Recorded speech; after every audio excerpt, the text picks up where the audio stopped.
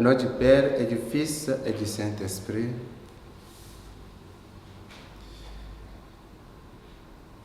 Toi, qu'on nomme le conseiller, toi le don du Dieu très haut, source vive, feu charité, invisible consécration.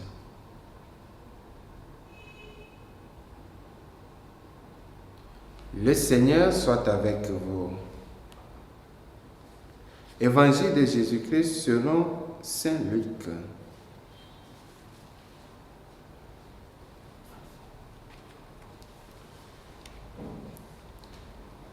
En ce temps-là, les disciples qui rentraient d'Emmaüs racontaient aux 11 apôtres et à leurs compagnons ce qui s'était passé sur la route et comment le Seigneur s'était fait reconnaître par eux à la fraction du pain.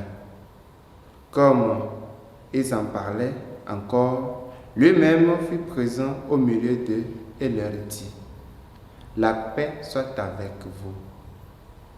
Saisis de frayeur et de crainte, ils croyaient voir un esprit. Jésus leur dit: pourquoi êtes-vous bouleversés et pourquoi ces pensées qui surgissent dans votre cœur? Voyez mes mains et mes pieds, c'est bien moi. Touchez-moi, regardez. Un esprit n'a pas de chair ni d'os, comme vous constatez que j'en ai. Après cette parole, il leur montra ses mains et ses pieds. Dans leur joie, ils n'osaient pas encore y croire et restaient saisis d'étonnement. Jésus leur dit: avez-vous ici quelque chose à manger? Ils lui présentèrent une part de poisson grillé qu'il prit et mangea devant eux. Puis il leur déclara: voici les paroles que je vous ai dites quand j'étais encore avec vous. Il faut que s'accomplisse tout ce qui a été écrit à mon sujet dans la loi de Moïse, les prophètes et les psaumes. Alors, il ouvrit leur intelligence à la compréhension des Écritures. Il leur dit: ainsi est-il écrit que le Christ souffrirait, qu'il ressusciterait d'entre les morts le troisième jour, et que la conversion serait proclamée en son nom pour le pardon des péchés à toutes les nations, en commençant par Jérusalem.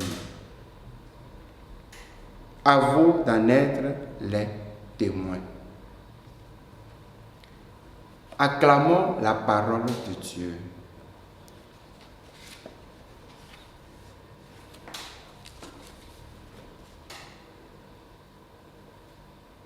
Chers frères et sœurs, loué soit Jésus-Christ.